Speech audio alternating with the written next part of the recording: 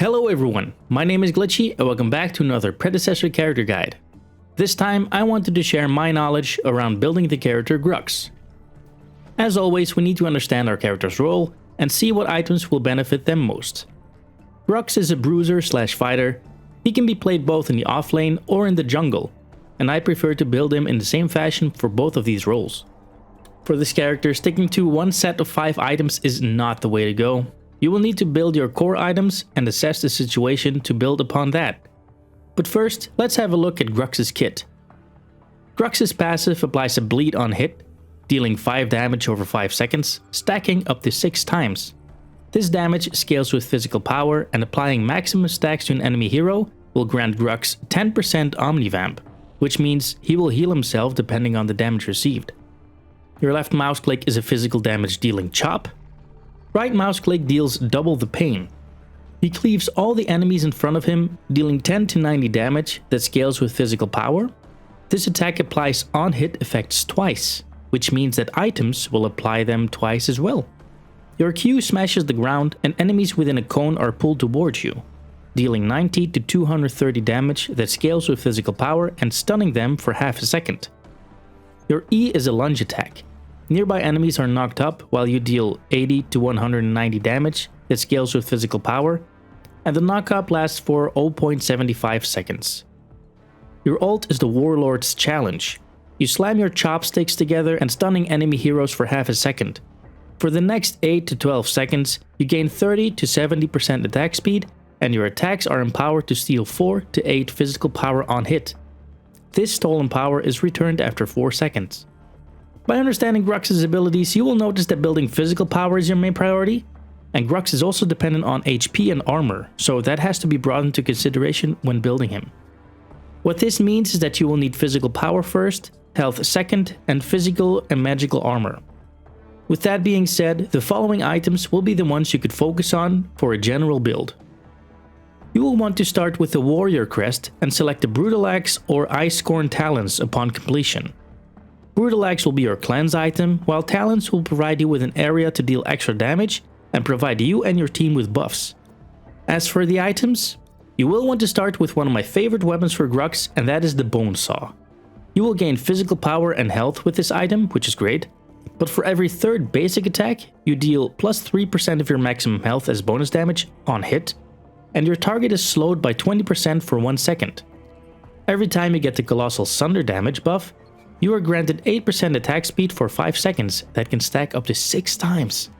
I really love starting with this weapon as it's a great fit for Grux. But another starting weapon that is really nice for him is the Sky Splitter. While it doesn't grant you health, it does provide you with lifesteal, critical chance and attack speed, which is always beneficial for Grux. Your basic attacks deal 5% of the target's current health as bonus physical damage on hit. Keep in mind that on hit thing for your double pain ability, and heal you equal to 50% of the damage bonus dealt. It will slow your performance down a bit at the start, but you will gain great benefits if you are ahead earlier in the game. For the second item, I always pick Augmentation. It's almost set in stone for me. The reason being that your basic attacks deal plus 30% base physical power bonus true damage on hit. That was a mouthful. So again, your double pain benefits from this item. When you use your ult, you also gain 15% movement speed for 6 seconds. This item gives you both health and physical power and attack speed. It's just magnificent in combination with either Bone Saw or Sky Splitter. A replacement for Augmentation in combination with Sky Splitter can be Ashbringer. I wouldn't combine it with Bone Saw though. While I am not a huge fan of using Ashbringer in this build, it does offer benefits. Like your abilities getting less cooldown, and your basic attacks deal 20 bonus physical damage on hit, while also ignoring 35% of your target's physical armor. This item gives you extra critical chance, attack speed, and ability haste on top of physical power. So it does fit Grux, but again, I like Bone Saw and Augmentation better, especially late game.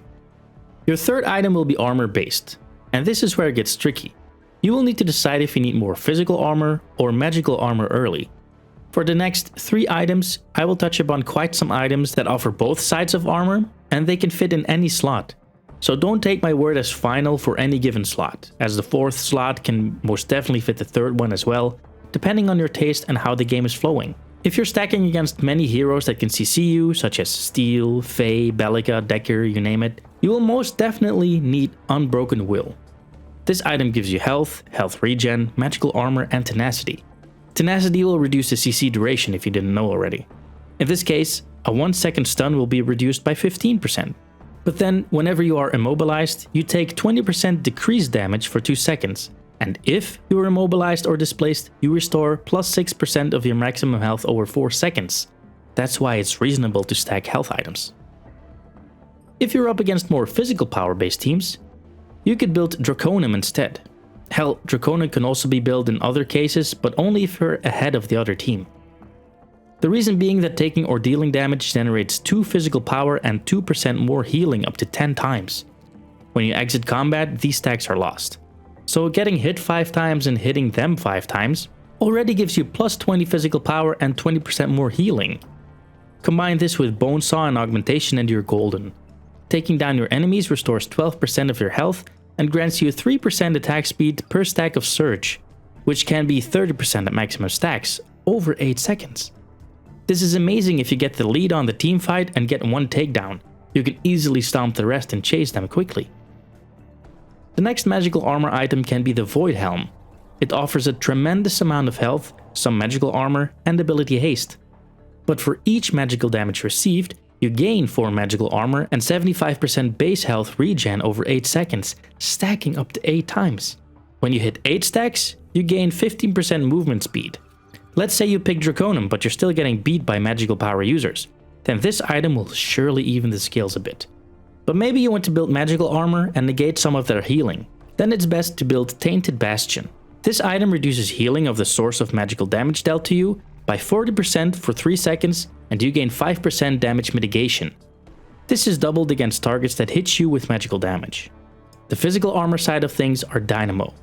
It also grants you health and physical armor, and whenever you immobilize an enemy, which is with all of your skills, you deal 30 bonus magical damage plus 4% of your maximum health. You also shred their physical and magical armor by 30% for 4 seconds. It's nothing short of amazing in a physical armor and health build. But not unlike the magical armor build, you might want to focus on shredding the enemy's healing, so you could build Tainted Guard here. You will also reduce the healing of the ones hitting you with basic attacks and applying a bleed on them. That will deal 30 magical damage plus 20% of your bonus physical armor over 3 seconds. Again, great in a physical armor build. The last item can also be taken in regard to physical or magical armor needs. The Crystalline Cuirass will grant you health, magical armor, and ability haste. But the best thing about this is that when you take ability damage, you release a pulse of energy that deals 20 magical damage to all nearby enemies, but that scales with 3% of your maximum health. Since we already stack a lot of health, this can do some serious damage. If you like this item, but want it in a physical side of things, then you can go for the Stone Wall. You gain health, health regen, and physical armor, and whenever you take damage that will bring you below 40% health, you send out a shockwave that stuns enemies for 1 second, which will grant you an opening for a comeback. You also take 10% plus 7.5% of your physical armor, decreased damage from physical abilities. But the item that I am the biggest fan of is Overlord. This is one that grants you physical power and health, but your basic attacks deal plus 30% of physical power combined with plus 2% of your maximum health as physical damage as an AoE effect around the target. This damage ranges from 100% to 50% between the distance of the targets. And of course, your basic attacks deal plus 3% of your bonus health as physical damage on hit, so your double pain will shred here. In the perfect world, building Bonesaw, Augmentation, Draconum, and Overlord will put you in a great position, but you will always need to assess the enemy situation and see what they're building. I will show the possible combinations here. A build for anti-magic users, a build for anti-magic users with an emphasis on anti-healing, a build for anti-physical users, a build for anti-physical users with an emphasis on anti-healing, and for all these builds, the Overlord can be built in any 3rd, 4th, or 5th spot, should you be so confident handling your enemy's attacks while dishing out some more damage yourself. You are an absolute legend if you made it this far, and I would appreciate it if you hit that like button for me. Thanks for watching, and I will see you in the next one.